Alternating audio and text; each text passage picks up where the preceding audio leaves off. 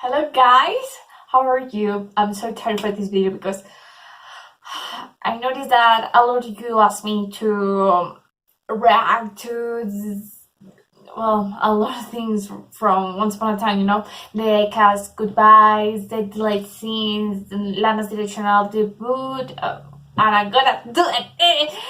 And this is gonna be the first video of those videos.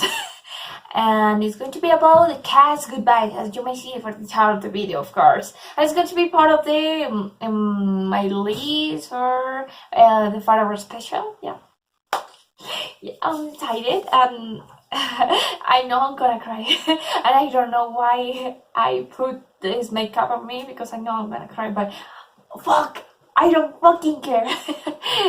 Yeah, I look a bit prettier than ever that I used to. So it's time to react to it. So let's watch this video about Once Upon a Time.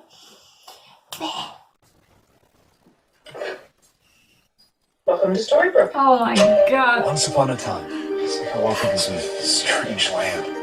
Once upon a time, it's entirely possible to get lost. Once upon a time, I know. time villains finally win. Once upon a time. True love proved more powerful than any curse. Once upon a time. Just because you believe something doesn't Oh my god, this is really too emotional. It's just seconds of it. I just saw seconds of it, okay. It's I remember way back in casting, I was 10 and I've grown up a lot since then, clearly. One day when I was walking my dog with a bag of poo in my hand, my agent called and said, "Would you like to be on Once Upon a Time?" And I said, "Oh my god, yes, please." I always dreamed of becoming a Disney character. And so when I was cast as Princess Tiana, my 7-year-old dreams finally came true. I was in the car just coming home from school again, and my agent said, "Hey, you booked it." I went, oh my gosh. I was completely freaked out. I was like, I'm finally gonna meet the people I've watched grow up, like Henry. I remember in testing, after the first few auditions, I saw Lana in the room and she looked at me, she leaned in close, and I was terrified because, she's Lana. I was 10, she was all in her evil queen persona, and she said, "You're gonna be my son." Queen may be evil, but I'm wicked. And we can always win. My whole life changed. And not just the job or the blessings that come with that, but being accepted into this massive fandom has completely and utterly changed my life. I feel like I have this extended family now. The first day that I walked on set, it was just like this wonderful family, and Oh my god, they interview everyone. just the love and enthusiasm for each other, and the show was just so palpable in the air the minute that you stepped on set. What's the name of this place?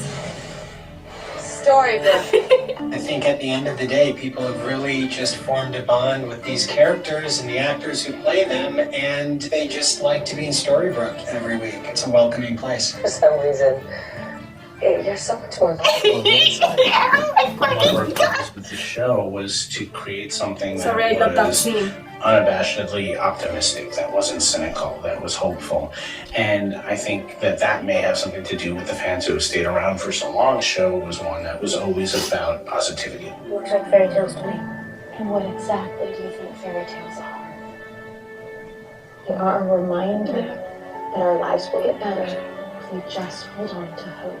Once Upon a Time is an emotional experience, not only for us, but for you, the fans. And the idea that hope is possible for all of us, that a second chance is possible for all of us, is not only a wonderful thing, but an emotional thing. Yeah, And to absolutely. go on this ride that you, the fans, have allowed us to go on for 7 years is an extraordinary thing. To be able to take those characters and make them breathe, put blood in their veins, make people care. Oh my god. So these are stories we already know, and suddenly you care deeply about these characters So who want things you can understand. producer, I think it's just sort of this magic combination.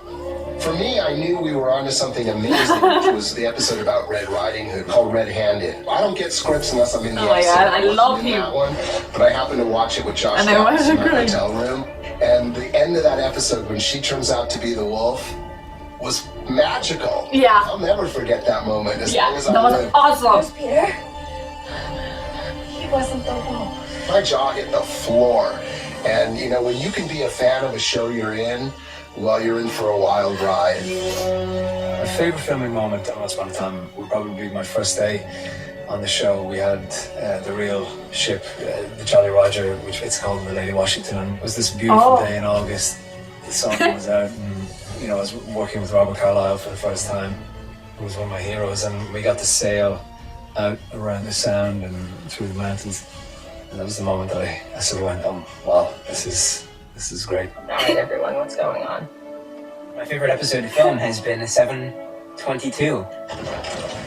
It's been incredible seeing all the new faces and getting the gang back together for one last hurrah. The pitch for the entire show when I sat down with Eddie and Adam in 2011 was, what if the evil queen got her happy ending? And now she's getting her happy ending. Yeah, finally. Oh my god. I'm gonna cry. One of the amazing things about the show in general is that there was always room for it to grow in so many different ways. And I think all of us on the show were always pleasantly surprised and excited to see what Adam would come up with. We started to see villains turn into heroes. We started to see heroes turn into villains. We started to see kind of everything in between. There was an endless opportunity to be able to try new things and to have all these different worlds and storylines that we got to explore. Suddenly you just look like, oh, yeah, everyone. Queen and Robin. Oh my god, remember playing cards and when they do that, yeah. Lana posted a picture casual day on set with her. So. playing cards with Snow White. This is an awesome show I get to work on. I also love the fact that there was this freedom and imagination that oh my god, she's awesome, I love her. Sake. I mean, I love all of them. Puppies, darling. So, where are the boundaries after that? You kind of have to be in touch with that, like, 9-year-old inside of yourself. You definitely have to not take yourself too seriously, too. I love that we made Captain Hook's daughter Alice in Wonderland and then put her together in a romance with the girl Robin Hood, who was the daughter of that the was Wicked awesome. Witch and adult boy Robin Hood. To say all of those things out loud just feels insane, and yet it felt so organic to write those two characters in a relationship. I might not be the best person to ask for dating advice. I kind of ate the only boyfriend I've ever had. Yes, I think that disqualifies you. I had a kick out of Blue Whale. Only because I said something about Blue Whale on Twitter at one point. People were like, oh my god, she ships with Dr. Whale. And I was like, I don't even know what shipping is. Like, Snow White and Prince Charming, because from the beginning, they've been the two that I've followed. And I was a fan of the show prior to being on the show, so I'm always going to ship them. I've only seen you go on one date, and that was with the flying monkey. But I had to top that. He set the bar pretty high. He proposed that night. He also tried to kill you. Right, there's that. I plead the fifth on shipping. I'd like to live to see tomorrow. I can't pick favorites. That's like walking to my death. Yeah, probably. Henry and his two moms. You know, we really loved the idea that this was a show about a little boy who needed hope and wanted to reunite his family. And I think at the end of the day, he accomplished that. Seeing the relationship between Henry and Regina over the years of the show was a really special arc to see how far Emma came, how far Regina came, and how Henry grew up. And then seeing Jared literally growing up. Yeah. It was crazy. I mean, he was, I think, 11 when we started. And now, you know, he's 47. Yeah, he's 47. No, it's He's down. If I was to describe Once Upon a Time one word, it would be epic. Once Upon a Time is unique. Wicked. Oh, good job. Time is magical. magical. Magical. Oh, Lana. Cool, magical is when you used the word he has. I knew he was going to be there. Love. True love is magic. Not just any magic. The most powerful magic of all. Magical. I think a happy ending can be about just being at peace with oneself and finding joy and love, not only within, but in the world and the people around you. A long time ago, I told you if people saw you a certain way, you couldn't punch back and show them who you are. If you see yourself a certain way, punch back and see yourself differently. You can change. You can fix this. Once has grown hugely since season 1 because the characters have grown hugely since. Changed and changed and changed and changed and changed, as people do. Yeah, and it goes through. No one is born completely good. No one is born completely evil. Yeah, evil. And once is about the choices that you make define your character, define who you are. And the definitive self is still kind of a mess. Right. So you're always changing, you're always evolving, and Once Upon a Time shows you that you can do that. You can have a happy ending. There's a real truism to that. It just depends on what that means for you, and that's what's cool about the show too, is that tends to mean something different for each of the different characters. My favorite episode was episode 22 of season 1, because that's when we woke up and we realized we all just had that breath of, oh my God, this is who I am. And this is who you are. And we saw each other with different eyes. I love that. This town's just not big enough for the both of us. At last we agree on something. My favorite episode to film was season 6, episode 14. The reason why I love that episode so much is because it was the Evil Queen and Regina standoff. You really believe you're better than me? Stronger than me? Oh, that scene is awesome! They were literally at each other's throats. Then there was this beautiful realization that in order to create peace between these two parts of oneself, you have to accept both sides. We have a scene in which adult Henry, I love that episode, to Jared Gilmore, young Henry, on the phone and gives him advice, and they help each other. Who'd you say this was again? Afraid. Just someone who believes in you. Being on a show where it's the same character talking to himself, I mean, that's just really fun hijinks for me, and crazy stuff that happens on a show like this. The Evil Queen sent a bunch of fairy tale characters here. Yeah, another track. Wasn't it time to story for Queen? That's what you're going with? It's true. A magical location for me has always been Backbone. 16, which is Storybook. It feels like the home of Once Upon a Time, and so much has happened there. When you're out there, it really just brings Once Upon a Time to life. There were a couple of nights, not gonna lie, and you're wearing those big skirts. And it's raining. And it's raining, and you do not pick up your skirt because you're an evil queen. You just drag it through the mud, and then you and get it's wicking up. So you've got 3 feet of water, 2 feet of mud. So now your costume weighs 842 pounds. Yeah. I'm Gandalf. And it's night. Your body doesn't know why you're doing this. But you can never complain because the crew would also bring a second change of clothes because they would be so wet. They would just all right, and then just keep going. The pilot where we're putting Snow White to sleep and she's in her coffin and Prince Charming comes running in. We wanted snow to come down, and at the right moment, the snow did fall. It was real snow. We keep telling all the fans like yourself that yes, the snow is real. There's no CGI there. So thank you, all of the filmmaking gods. It was like Narnia, and the sky was pitch black, ink black, and then it was contrasted with the white snow, and there were these tall trees, and I did only have like half a line in that episode, but for me that was wonderful. I loved that. That was so magical. The sets that this crew created were insanely beautiful. The attic that was Cinderella's room was so on point, but I would say the pumpkin patch from Price of Gold, that was just stunning. It was at this really old manor, and everything was real, and at night, and all the action that was happening. It was enchanting. A dwarf being hatched from an egg. Yeah, that was so hilarious. Anything weirder, have we? I think dwarf hatched from an egg. Yes, I would also say that going to the pilot, the war room scene, the fairy fight, where you had an assembly of everyone from Pinocchio to Snow White to Red Riding Hood to Blue Fairy. This will work. We all must have faith. All these people around a table. And what was so strange about the scene was that when we conceived it, we wrote it completely straight and serious. because that's how we always approached the show and the situations the characters were going through.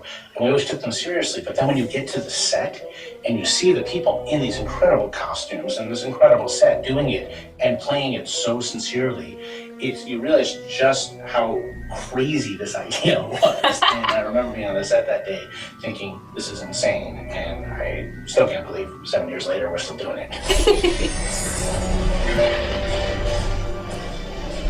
Frosty.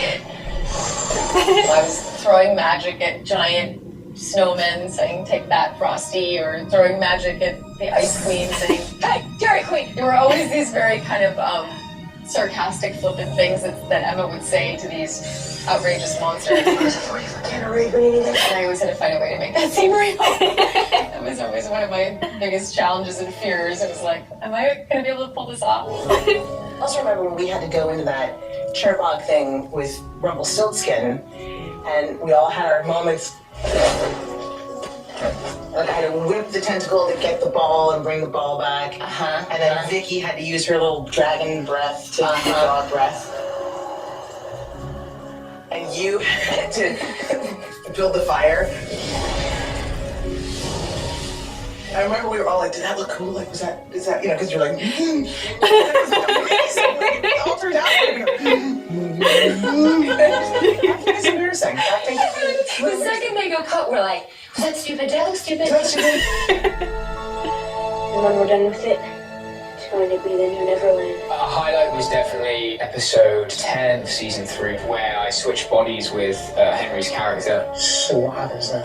And so I was playing Henry in my own body, and Henry was playing Pan in his own body, and that was a really, really fun way to switch things up. Because I've been playing an evil bastard for so long. Oh, it's a delusion. Do you know what a delusion is?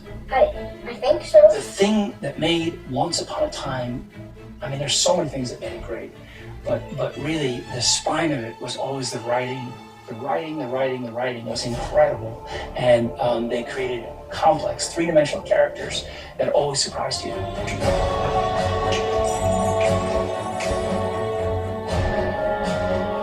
Care to dance? I really love everything that we've done with Rumpelstiltskin because he gets to be the crocodile in Captain Hook's story, he gets to be the beast in Beauty and the Beast, and he's just his own sort of badass guy. This isn't you anymore. Oh, it's me, Harry.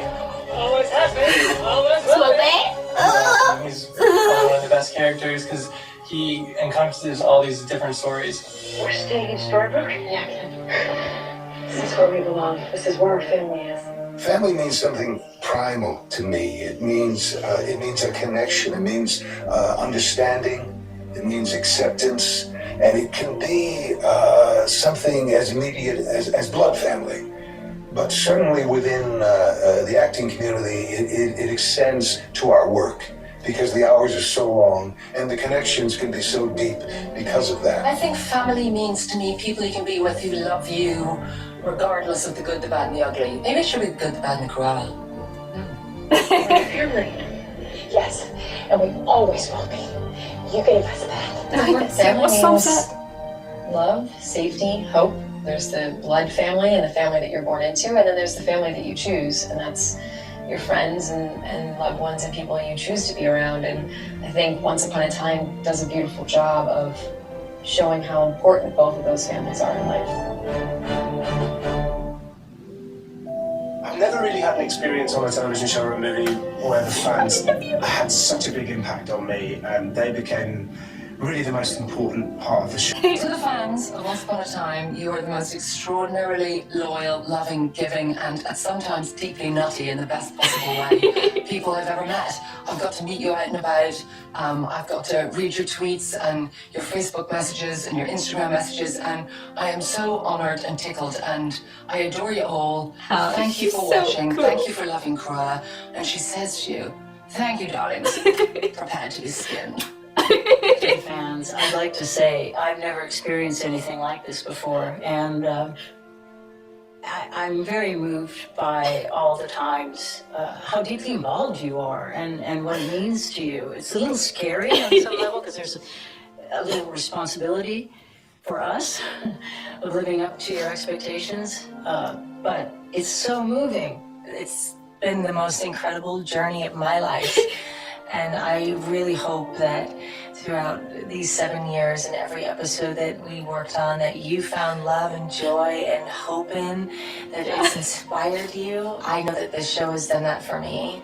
And I really hope the magic continues in your life as it will in mine. I think we all understood all along that without you, we were nothing. Without you, the fans, this show wouldn't have been possible. And sorry. Yeah. Oh my god. If I was any more grateful for you, for the fans, I think I might explode. I don't even know where to start with how much I would want to say to the fans of Once Upon a Time. You guys have been absolutely amazing. You inspired all of us every single day. We're there doing it for you guys. The fact that you guys watch and you enjoy it and that you have built friendships and relationships around the show, it means so much to us. All of the fan art, all of the fan fiction, all of the things that you guys have created in relation to the show has also completely inspired us. To have the experience of being part of the fabric of something like Once Upon a Time, where the fans are so passionate, so involved, so open to go on this ride with us, is a thrill that I will take. It's a thrill. It's her fault. It's a thrill that I will take with me forever. And it's a special thing. So thank you. Thank you for 7 years. But things don't last forever.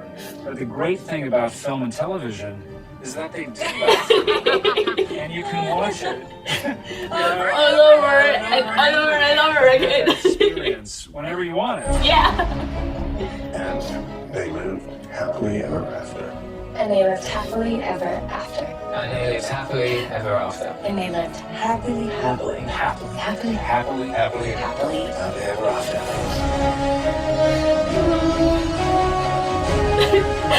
And what? Did they show Marilyn and Norman kissing? What the fuck? What about Ruben and Regina? Sorry, I can't help it. Let me start. Oh my god. And they live happily ever after. This video reminds me how grateful and happy I am to be part of this fandom, you know, and I don't know, I'm speechless. I want to thank you all for watching my videos and raising that, but I'm emotional, guys. And being part of this fandom is awesome. It's like they say, oh my god, the words for the fans were so touching. I'm